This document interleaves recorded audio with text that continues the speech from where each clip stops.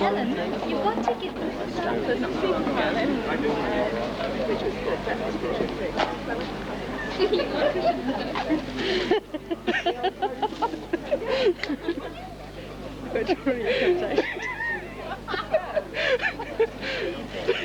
Lovely shade of red.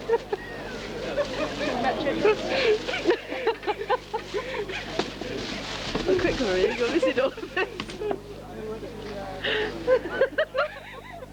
Honestly, they're not mine. It's not mine. You won't believe it.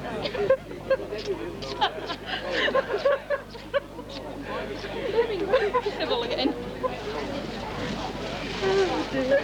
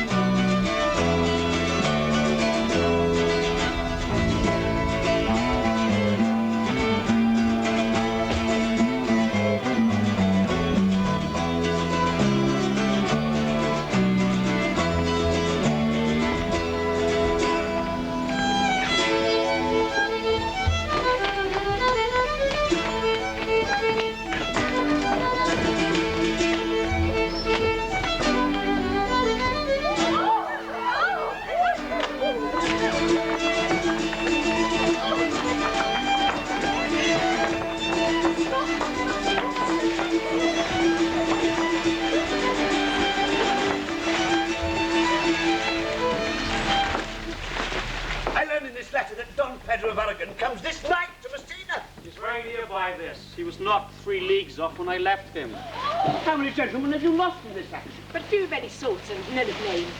The victory is twice itself, and yet Eva brings home full numbers. I find here that Don Pedro hath bestowed much honour on a young Florentine called Claudio. Much deserved on his part, and equally remembered by Don Pedro. He hath borne himself beyond the promise of his age, doing in the figure of a lamb the feats of a lion. I pray you, is Senior Montanto returned from the wars or no? I know none of that name, lady. There was none such in the army of any sort. What is he that you ask for, niece? My cousin means Signor Benedict of Padua. Oh, he's returned. As pleasant as ever he was. Oh, he set up his bills here at Messina and challenged Cupid at the flight. But I pray you, how many hath he killed and eaten in these wars?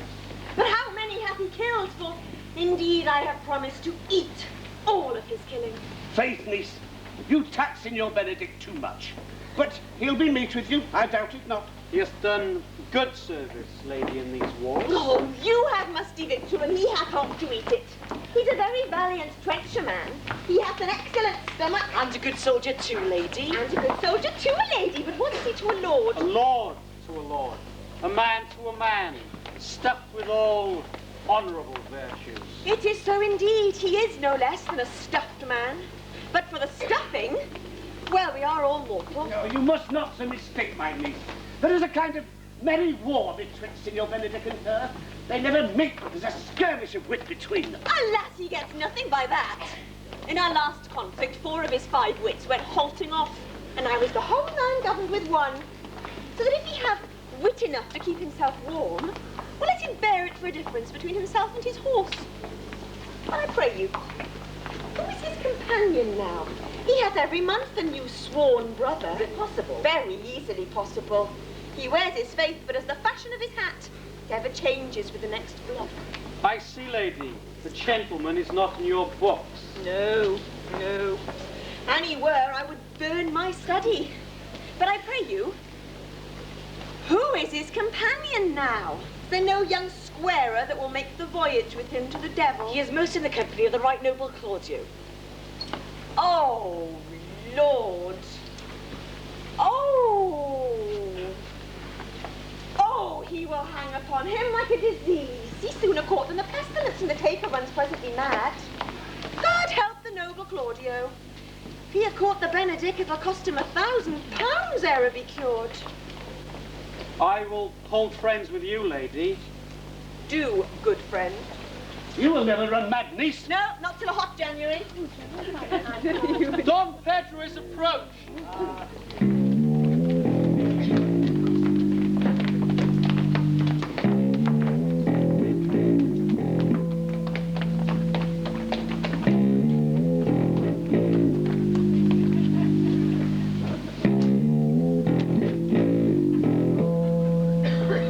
Good Signor Leonato. Are you come to meet your trouble? The fashion of the world is to avoid cost, and you encounter it. Never came trouble to my house in the likeness of your great grace. Well, trouble being gone, comfort should remain. But when you depart from me, sorrow abides and happiness takes his leave. You embrace your charge too willingly. I think this is your daughter. Her mother hath many times told me so. Were you in doubt, sir, that you asked her? Signor Benedict, no! For then you were a child. Ha! You have it full, Benedict. We may guess by this what you are. Being a man, truly the lady fathers herself. Be happy, lady, for you are like an honourable father. If Signor Leonato be her father, she'd not have his head on her shoulders for all Messina. As like him as she is. I wonder that you will still be talking, Signor Benedict. Nobody marks you. What? My dear Lady Disdain, are you yet living?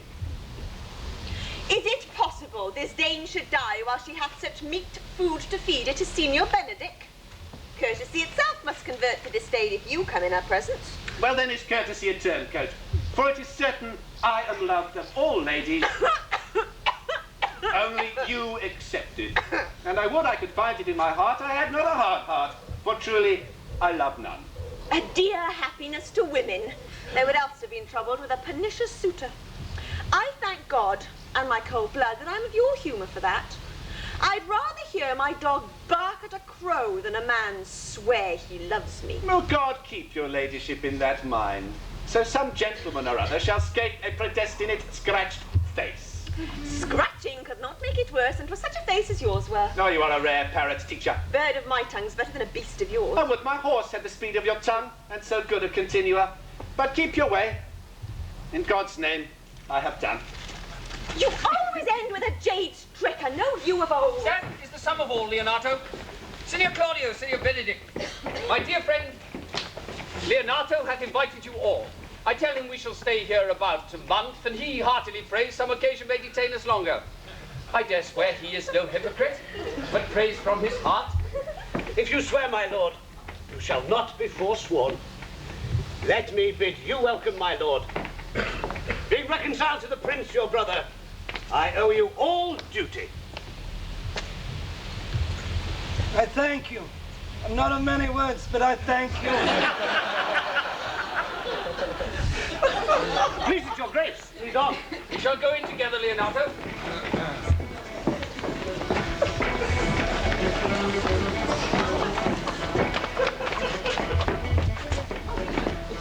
Benedict! Didst thou note the daughter of Signor Leonato? I noted her not, but I looked on her. Is she not a modest young lady? And do you question me as an honest man should do, for my simple, true judgment? Or would you have me speak after my custom, as a professed tyrant to their sex? No. I pray you speak in sober judgment. Why, your faith? Methinks she's too low for a high praise, too brown for a fair praise, and too literal for a great praise. But this commendation can I afford her. Were she other than she is, she were unhandsome. And being no other but as she is, I do not like her. Thou thinkst I'm in sport, but I pray you, tell me truly how thou likest her. Would you buy her that you inquire after her so? How can the world buy such a jewel? Yea, and a case to put it into. In my mind, she's the sweetest lady I've ever looked on. I can see yet without spectacles, and I see no such matter. There's her cousin, and she were not possessed of a fury, exceeds her as much in beauty as the 1st of May doth the last of December. But I hope you have no intent to turn husband, have you? Well, I'd scarce trust myself, though I'd sworn the contrary. If Hero would be my wife. Oh, it's come to this. Hath the world not one man but will wear his cap with suspicion? Shall I never see a bachelor of 80 again? Oh, go to it, faith. Thou needs must thrust thy neck into a yoke, wear the print of it, and sigh away Sundays. Oh, look, Don Pedro is returned to seek you. What secret hath held you here that you followed not to Leonato's? I would your grace could constrain me to tell. I charge thee on thy allegiance. You hear, Count Claudio? I can be as secret as a dumb man, I would have you think so. But upon my allegiance, mark you this, upon my allegiance, he is in love. With who? Well, that's your grace's part. But mark how short his answer is. With Hero, Leonato's short daughter. If this was so were it uttered.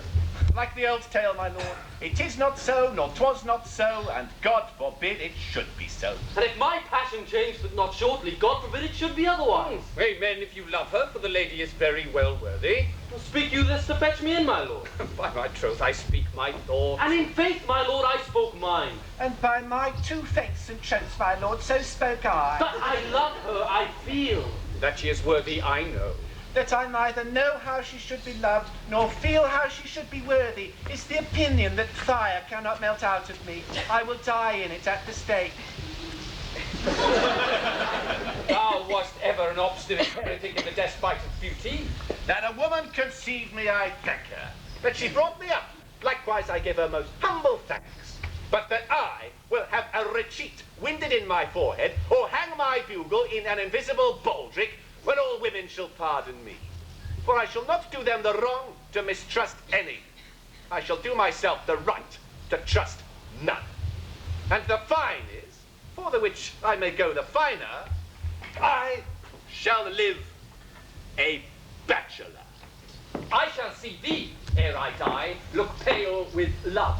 With anger, with sickness, or with hunger, my lord, not with love. Prove that ever I lose more blood from being in love than I will get again from drinking.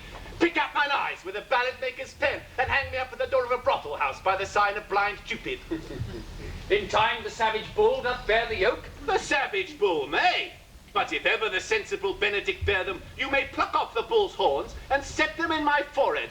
And let me be vilely painted in such great letters as they write, "Here is good horse for hire."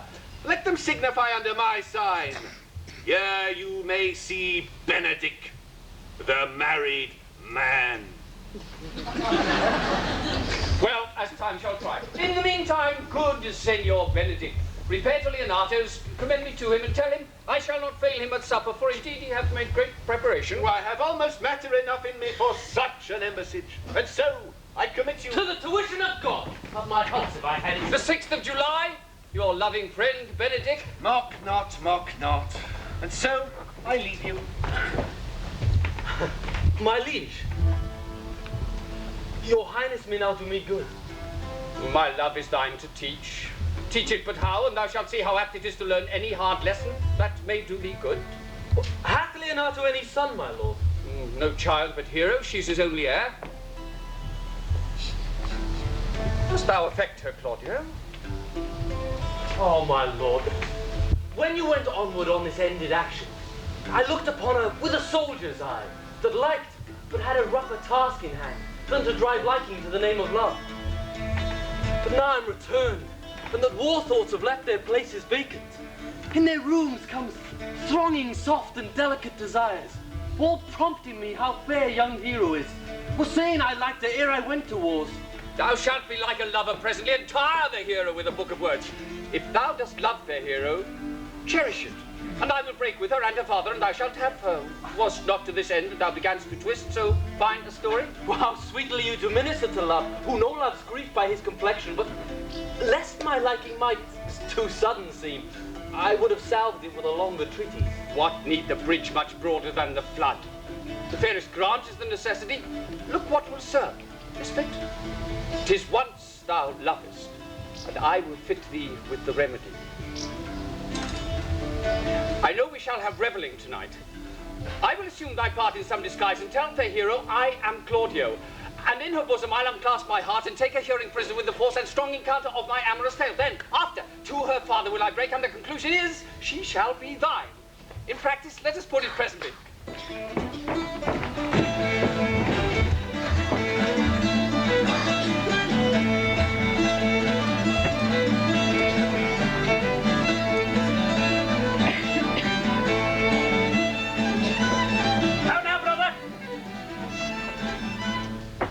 Where is my cousin, your son? Hath he provided this music? Oh, he is very busy about it. But, brother, I can tell you strange news you dreamt yet not of. Are they good? As the event stamps them, they have a good cover and they show well outwards. The Prince and Count Claudio, walking in a thick-pleated alley in mine orchard, were thus much overheard by a man of mine. The Prince discovered to Claudio that he loved my niece, your daughter, and meant to acknowledge it this night in a dance. And if he found her accordant, meant to take pleasant time by the top and instantly break with you of it. Not the fellow any wit that told you this. Good sharp fellow. I will send for him and question him yourself. No. We will hold it as a dream until it presents itself. But I will acquaint my daughter withal, that she may be better prepared for an answer, if peradventure this be true. Go you and tell her of it. Cousins, you know what you have to do. Good cousin, have a care this busy time. What the good year, my lord? Why are you thus out of measure sad? There is no measure in the occasion that breeds, therefore the sadness is without plummet. Well, you should hear reason. And when I've heard it, what blessings brings it? Well, if not a present remedy, at least a patient suffering. I wonder that thou, being as thou sayest thou art born undiscerning, goest about to apply a moral medicine to a mortifying mischief. I cannot hide what I am. I must be sad when I have cause, and smile at no man's jests. Eat when I have stomach, and wait on no man's leisure. Sleep when I am drowsy and wait on no man's business. Laugh when I am merry and claw no man in his humour. Aye, but you must not make a full show of it till you may do so without controlment. You have of late stood out against your brother, and he hath ta'en you newly into his grace.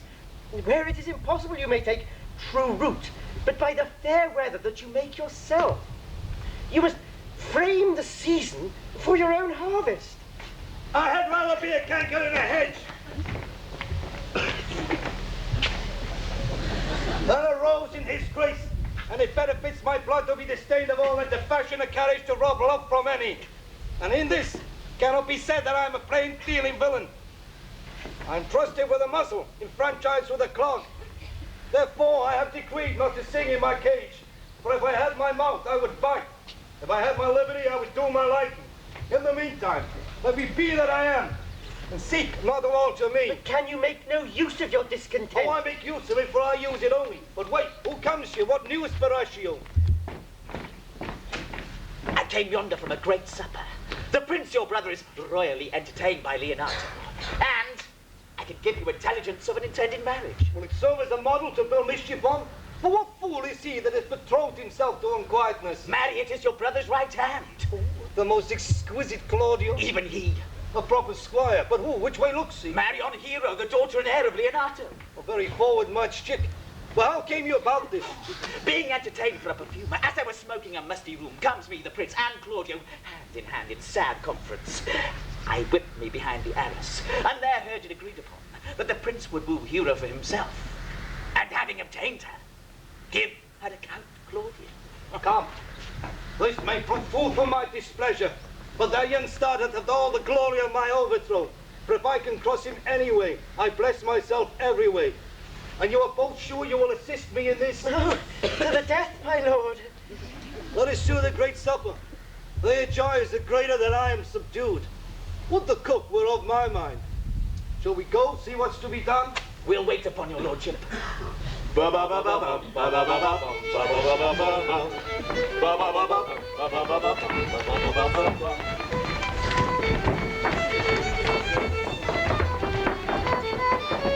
Was not Count John here at supper? No, I saw him not. Oh, how tartly that gentleman looks. I cannot see him, but I'm heartburned an hour after. He is of a very melancholy disposition. He were an excellent man that were made just in the midway between him and Senior Benedict. The one is too like an image and says nothing, and the other too like my lady's eldest son, ever more tattling. Then half Senor Benedict's tongue in Count John's mouth, and half Count John's melancholy in Senor Benedict's face. With a good leg and a good foot, uncle, and money enough in his purse, well, such a man could win any woman in the world, if he could get her goodwill. By my troth, niece, thou wilt never get thee a husband if thou be so shrewd of thy tongue. In faith, she's too cursed. Lord, I could not endure a husband with a beard on his face. I'd rather lie in a woolen. You might light on a husband that hath no beard. And what should I do with him? Dress him in my apparel and make him my waiting gentlewoman? He that hath a beard is more than a youth, and he that hath no beard is less than a man. And he that is more than a youth is not for me. And he that is less than a man, well, I am not for him. Well, I trust, niece, that you will be governed by your father. Yes, it is my cousin's duty to make curtsy and say, Father, as it please you. But for all that, cousin, you make sure he's a handsome fellow, or else make another, curtsy and say, Father, as it please me. Well, niece, I hope to one day see you fitted with a husband. Not till God make men of some other metal than earth. Would it not grieve a woman to be overmastered with a piece of valiant dust?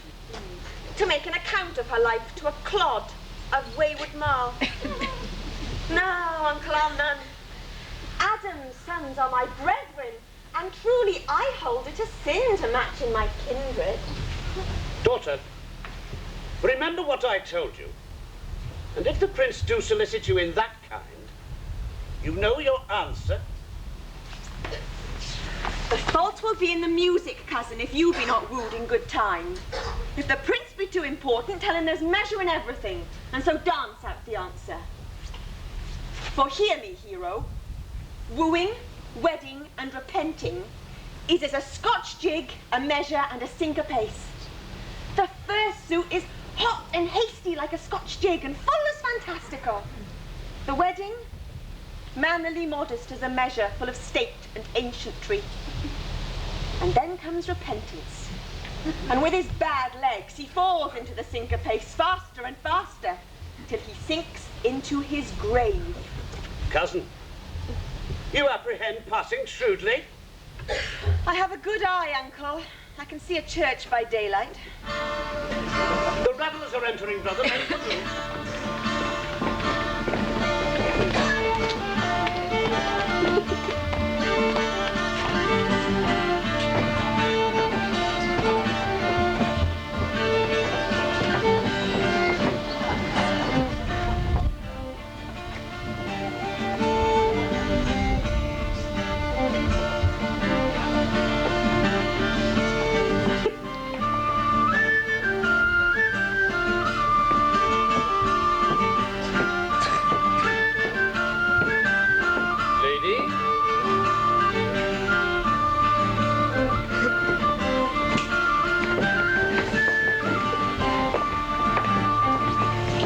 About with your friend. So you walk softly and look sweetly and say nothing. I am yours for the walk. And especially when I walk away. With me in your company? I may say so, when I please. And when please you say so? When I like your favour. For God defend the lute should be like the case. Speak low, if you speak loud.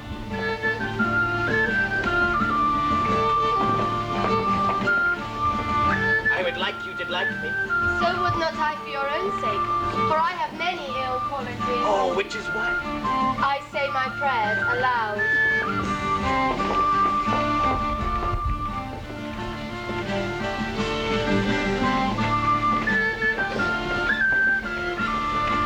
I like you the better. May the hearers cry, Amen. God match me with a good dancer. Amen. And God keep him out of my sight when the dance is done. Answer, Lord. No more words. The clown is answered.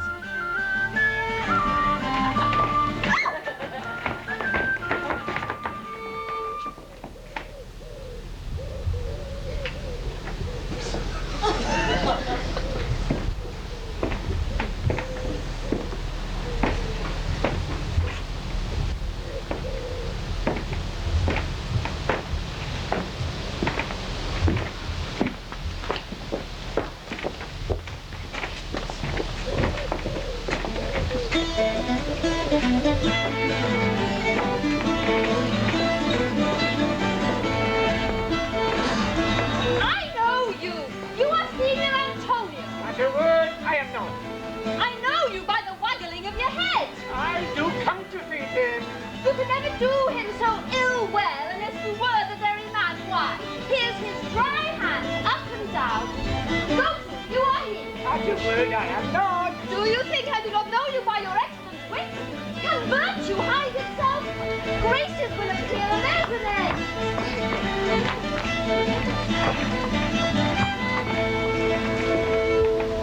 Will you not tell me who told you so? No, you must pardon me. Nor will you not tell me who you are? Not now.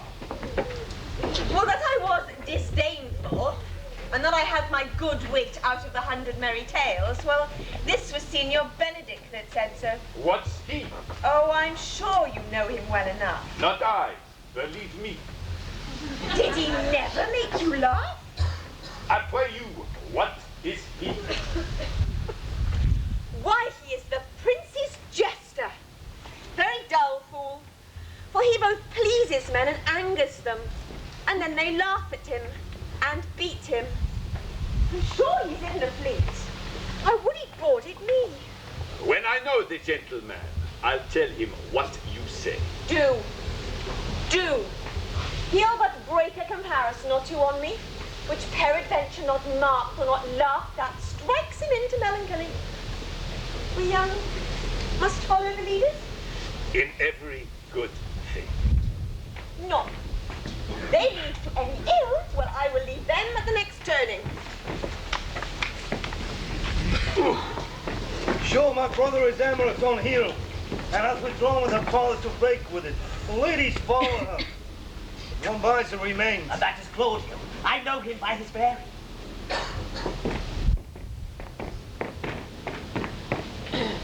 Are you not Senor Benedict? You know me well. I am he. Senor, you're very near my brother in his love. He is enamored on Hero. I pray you, dissuade him from it. She is no equal to his birth. And you may play the part of an honest man in it. How know you he loves her? I heard him swear his affection. So did I too. And he swore he would marry her tonight. Come. Let us do the banquet.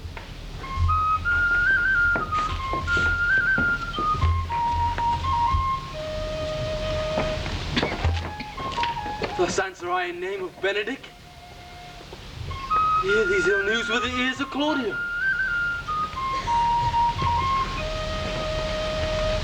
'Tis certain so. Prince woos for himself. Friendship is constant in all other things save in the office and affairs of love. Therefore all hearts in love use their own tongues. Let every eye negotiate for itself and trust no agent. For beauty is a witch, against whose charms faith melteth into blood. This is an accident of hourly proof, which I mistrusted not. Farewell, therefore, hero! Count Claudio. The same? Come, will you go with me? Whither? Even to the next willow. About your own business, County. In what fashion will you wear the garland of? About your neck, like a usurer's chain, or under your arm, like a lieutenant's scarf? You must wear it one way, for the prince hath got your hero. I wish him joy of her. Well, that's spoken like an honest drover. So they sell bullocks. But come, did you think the prince would have served you thus? I pray you leave me. Oh, now you strike like the blind man. 'Twas the boy who stole your meat, and yet you beat the post. If it will not be, I leave you. Alas, poor hurt fowl. Now will he creep into sedges. But that my Lady Beatrice should know me, and not know me. The prince's fool. It may be I go under that title because I am merry. Yea, so I am apt to do myself wrong. I am not so reputed. It is the base, though bitter disposition of Beatrice that puts the whole world into her person, and so gives me out. I'll be revenged, as I may. Now, senor, where's the Count? Did you see him? Troth, my lord, I have played the part of Lady Fame. I found him here as melancholy as a lodge in a warren. I told him, and I think I told him fair, that your grace hath got the goodwill of this young lady, and I offered him my company to a willow, either to make him a garland as being forsaken, or to bind him to a rod as being worthy to be whipped. To be whipped. And what's his fault? The flat transgression of a schoolboy, who being overjoyed at finding a bird's nest, shows it his companion, and he steals it. I would but teach them how to sing and restore them to the owner. Well, if their singing answer your saying, by my troth you say honestly. The Lady Beatrice had a quarrel to you. The gentleman that danced with her told her she is much wronged by you, sir. She hath misused me past the endurance of a block. An oak with but one green leaf on it could have answered her, but my very visor began to assume life and scold with her. She told me, not thinking I had been myself, that I was the prince's jester. That I was duller than a great saw, heaping jest upon jest with such impossible conveyance upon me, that I stood like a man at a mark, with the whole army shooting at me. Oh, she speaks poniards, and every word stabs.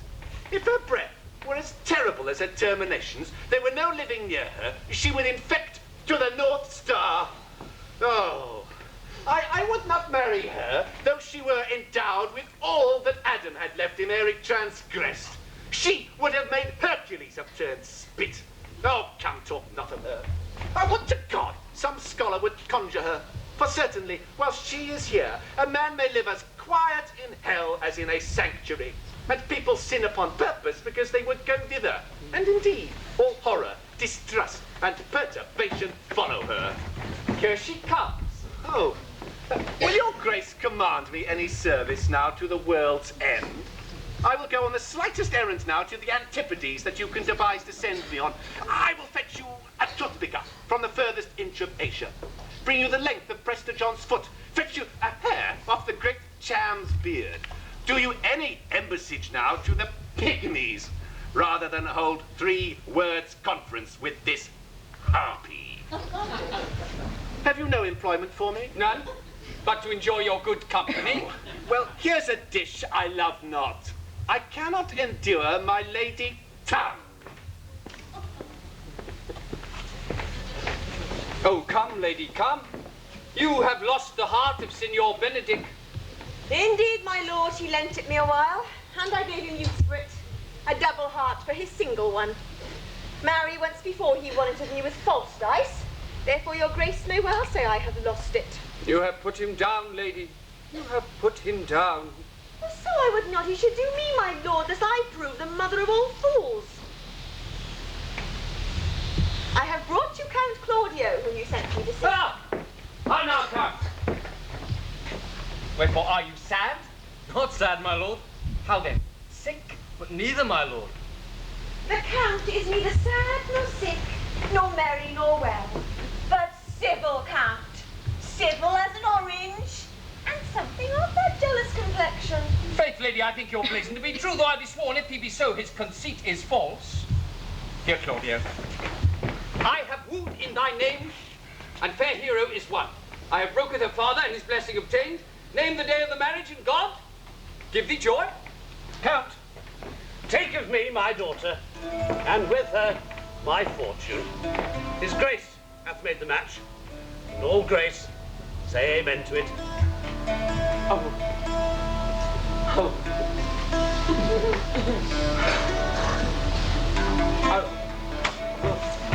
Speak, Count, 'tis your cue. Silence is the perfectest herald of joy. I were but little happy if I could say how much. Please, as you are mine, I am yours. I give away myself to you and dote upon the exchange.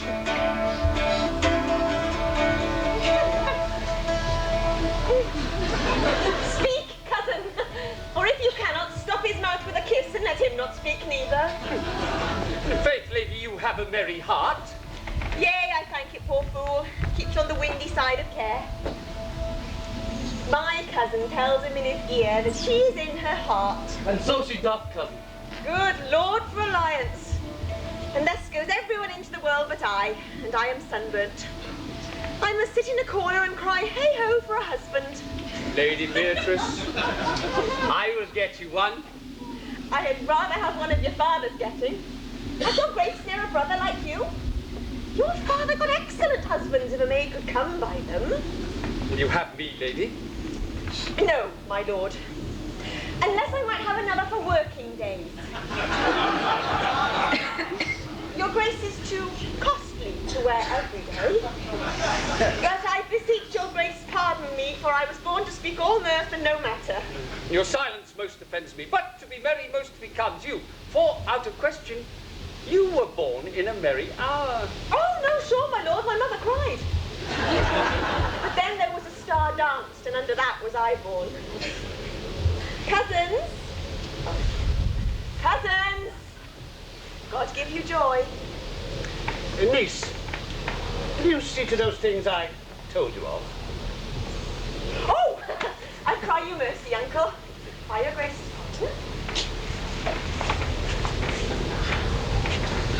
By my troth, a pleasant-spirited lady. There is little of the melancholy element in her, my lord. She's never sad but when she sleeps, and not ever sad then. For my daughter tells me she sometimes dreams of unhappiness and wakes herself laughing. She cannot endure to hear tell of a husband. No, by no means. She mocks all her wooers out of suit. She were an excellent wife for Benedict. Oh, Lord, my lord, if they were married but a week, they would talk themselves mad. Count Claudio, when mean you to go to church? Tomorrow, my lord. Well, time goes on crutches till love have all his rights. Not till Monday, my dear son. That is hence at just 7 nights. And a time too brief, too, to have all things answer my mind. Come, you shake your head at so long a breathing. But I warrant thee, Claudio, time shall not go dully by us. I will in the interim undertake one of Hercules' labours. That is to bring the Signor Benedict and the Lady Beatrice into a mountain of affection, the one with the other. I doubt not but to fashion it, if you three will but give me such assistance as I shall give you direction. My lord, I am for you, though it cost me 10 nights watching. And I, my lord. And you too, gentle hero? I will do any modest office, my lord, to help my cousin to a good husband. Benedict is not the unhopefullest husband that I know. Well, thus far can I praise him. He is of noble strain, of proved valour, and confirmed honesty. I will teach you how to humour your cousin so that she shall fall in love with Benedict. And I, with your two helps, will so practice on Benedict that despite his quick wit and queasy stomach, he shall fall in love with Beatrice. If we can do this, Cupid is no longer an archer. His glory shall be ours, for we are the only love gods. Go in with me, and I will tell you my trip. It is told the Count Claudio will marry the daughter of Leonardo. Yea, my lord, but I can cross it. Any bar, any cross, any impediment will be medicinal to me, for I'm sick in his displeasure, and whatever thoughts his affection ranges equally with mine. Now, how canst thou cross this marriage? Well, not honestly, my lord, but so covertly that no dishonesty shall appear in it. Show me briefly how. I think I told your lordship a year since how much I am in the favour of Margaret, the waiting gentlewoman to hero. I remember. I can, at any unseasonable instant of the night, appoint her to look out at a lady's chamber window. What life is in this to be the death of this marriage? The poison of that light and duped her temper.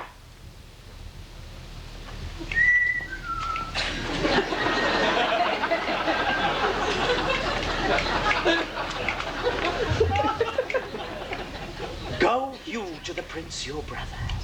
Spare not to tell him he hath wronged his honour in marrying the renowned Claudio, whose estimation you do mightily hold up to a contaminated stale.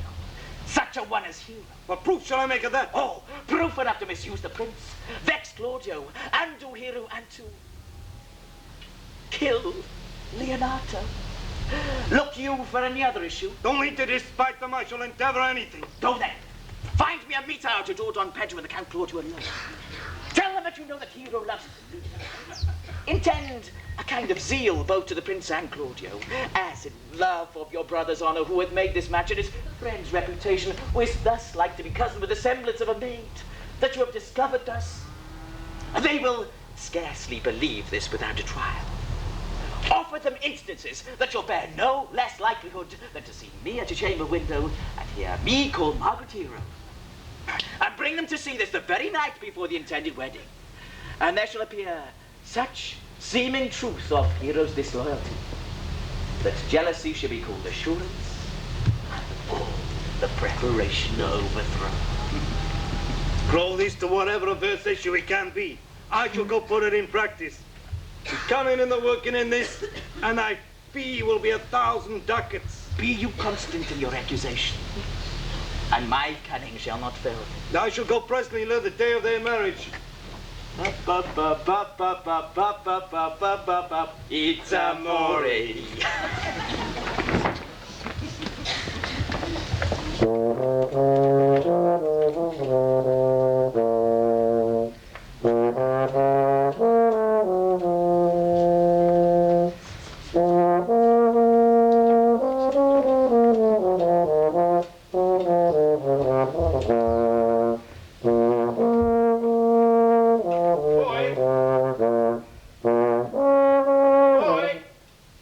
In my chamber window lies a book. Bring it hither to me in the orchard. I'm here already, sir.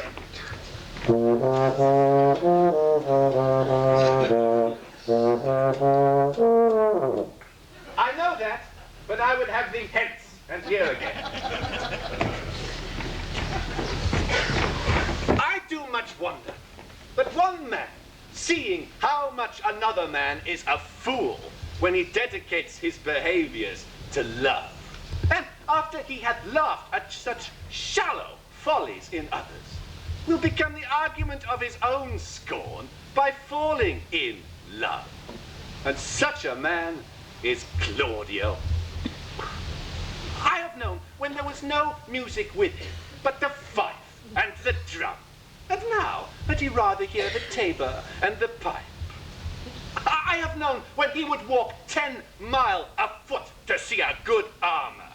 And now will he lie 10 nights awake, carving the fashion of a new doublet. He was wont to speak plain and to the purpose, like an honest man and a soldier. And now is he turned orthography. His words a very fantastical banquet, just so many sweet dishes. May I be converted to see with these eyes? I think not. I will not be sworn, but love will transform me to an oyster. I'll take my oath on it. Before he shall make an oyster of me, he shall never make me such a fool. One woman is fair, yet I am well. Another virtuous, yet I am well. Another wise, yet I am well. But till all graces be in one woman shall not come in my grace. Rich she'll be, that's certain. Wise, or I'll none. Virtuous, or I'll never cheapen her. Fair, or I'll never look on her.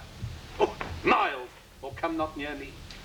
Noble, or not I for an angel.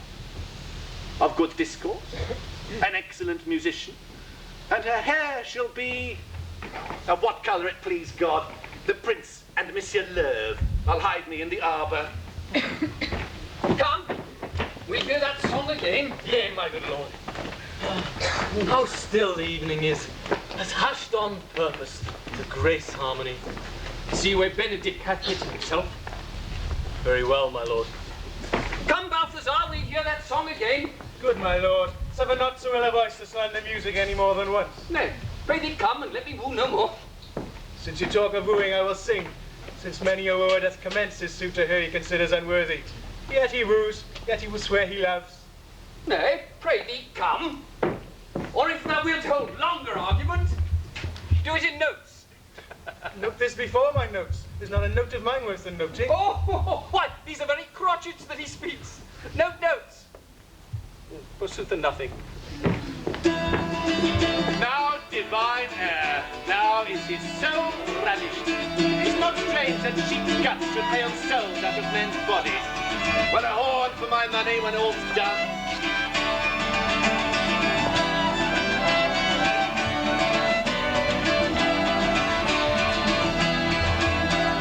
Sigh no more, lady, but sigh no more. Men were deceivers ever. One put on sea and one on shore, to one plain constant ever. Sigh not so, but let them go.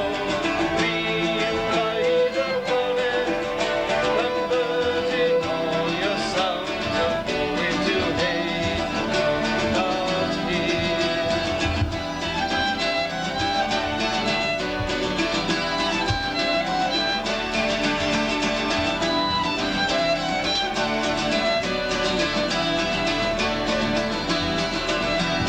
Sing no more, lady, but sing no more. Of love so melancholy, the chord of men was ever since in summer was pleasant. Sigh not so, but let them go. Be blithe and running, converting all your sounds of woe into hate. Not here.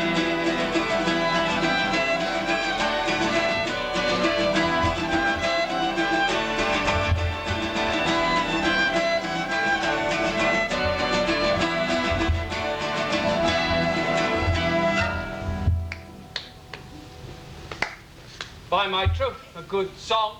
And an ill singer, my lord. Nay, thou singest well enough for a shift. And had he been a dog that should have howled thus, they would have hanged him.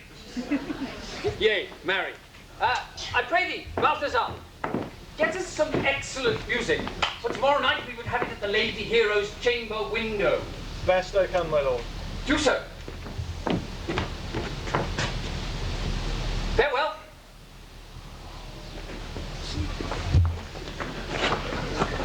Come hither, Leonato. What was it you told me of today? That your niece Beatrice was in love with Senor Benedict?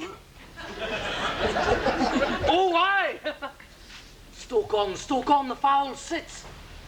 I did never think that lady would have loved any man. No, nor I neither. But most wonderful that she should so dote on Signor Benedict, whom she hath in all outward behaviour seemed ever to abhor. Is this so? Sits the wit in that corner? By my troth, my lord, I cannot tell what to think of it. But that she loves him with an enraged affection, it is past the infinite of thought. Maybe she doth but counterfeit. Oh, faith like enough. Oh, God, counterfeit. There never came counterfeit of passion, came so near the light of passion as she discovers it. Why? What effects of passion shows she? Make the hook well, this fish will bite. What effect, my lord? Well, she will sit you. You heard my daughter tell you how. Ah, she did indeed. How? Well, how? Oh, you amaze me. I would have thought her spirit had been invincible against all assaults of affection. I would have sworn it had, my lord, especially against Benedict. I should think this were a gull, but the grey-haired fellow speaks it. Well, knavery cannot sure hide itself in such reverence. You've taken the infection. Hold it up. Hath she made her affection known to Benedict? No, and swears she never will. That's her torment. Oh, 'tis true indeed. So your daughter says. Shall I, says she, that have so oft encountered him with scorn, write to him that I love him? This, says she, when she is beginning to write him, for she'll be up 20 times a night. There she will sit, in her smock, till she hath writ a sheet of paper. My daughter tells us all. Now you talk of a sheet of paper, I remember a pretty jest your daughter told us all. Oh, when she had writ it and was reading it over, she found Benedict and Beatrice between the sheets. Oh, she tore the letter into 1,000 halfpence, railed at herself that she should be so immodest to write to one she knew would flout her. For, says she, I measure him by my own spirit, for I should flout him if he wrote me. Yea, though I love him, I should. Then, down upon her knees she falls, weeps, sobs, beats her heart, tears her hair, prays, curses. Oh, sweet Benedict, God give me patience. She doth indeed. My daughter says so. And she's so enraged at the fact that my daughter is sometimes afeard that she will do a desperate outrage to herself. It is very true. It were good that Benedict knew of it by some other, if she will not discover it. What, to what end? He would but make a sport of it and torment the poor lady worse. And he should, it were in arms to hang him. She is an excellent sweet lady, and out of all suspicion, she is virtuous. And she's exceeding wise. In everything but in loving Benedict. Would she had bestowed this dotage on me, I would have daffed all other respects and made her half myself. I pray you, tell Benedict of it and hear what he will say. Were it good, you think? Hero thinks she will surely die. For she says she will die if he loves her not, and she will die ere she makes her love known. And she will die if he woos her. But rather than she would bate one breath of her accustomed crossness. Oh, she doth well. If she should make tender of her love, 'tis very possible he'll scorn it, for the man, as you know all, hath a contemptible spirit. Oh, he is a very proper man. He doth show indeed some outward happiness. Before God and in my mind, very wise. He shows some sparks that are like wit. And I take him to be valiant. Oh, as Hector, I assure you. And in the managing of quarrels, you may say he is wise, for either he avoids them with great discretion, or undertakes them with the most Christian-like fear. Well, I'm sorry for your niece. Shall we go seek Benedict and tell him of her love? Oh, never tell him, my lord. Let her wear it out with good counsel. Oh, nay, that were impossible. She may wear her heart out first. Well, we will hear further of it by your daughter. Let it cool a while. I love Benedict well. And I could modestly wish that he would examine himself to see...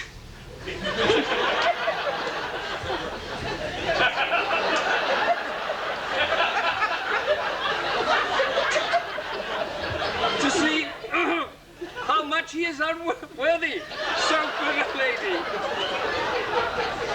My lord, will you walk? Dinner is ready.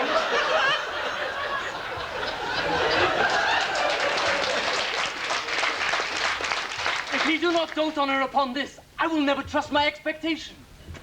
Let there be the same net spread for her, and that must your daughter and her gentlewoman carry. Let's send her to call him into dinner.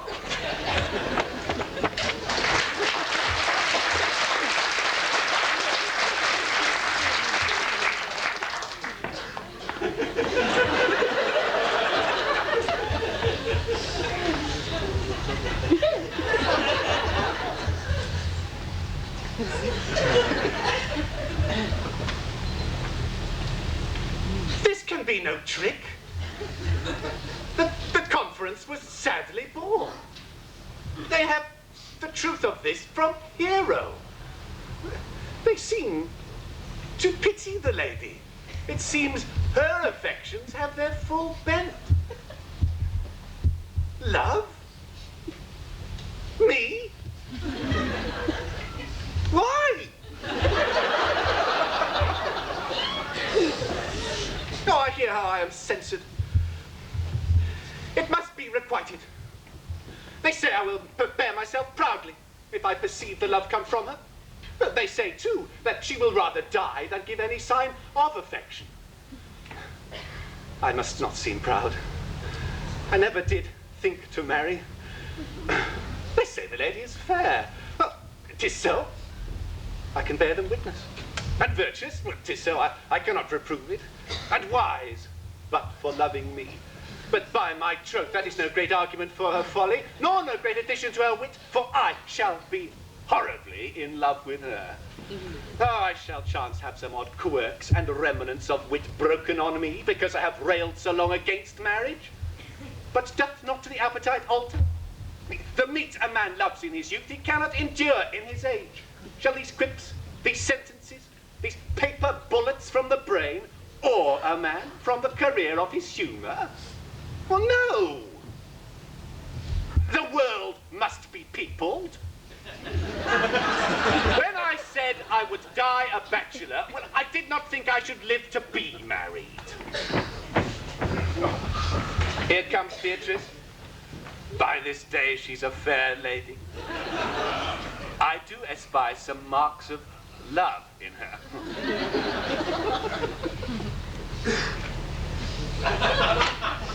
Against my will, I am sent to bid you come in to dinner. Sweet Beatrice, I thank thee for thy pains. I take no more pains for those thanks than you take pains to thank me. If it had been painful, I wouldn't have come. You take pleasure, then, in the message?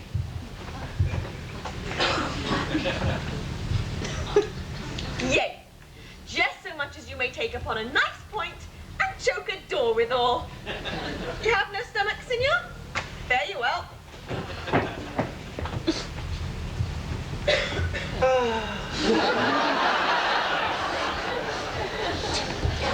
Against my will, I am sent to bid thee come into dinner. Well, there's a double meaning in that. I took no more pains for those thanks than you took pains to thank me. Well, that's as though to say, any pains I take for thee is as easy as thanks. If I do not take pity on her, I am a villain. If I do not love her, I am a Jew. I will go get her picture.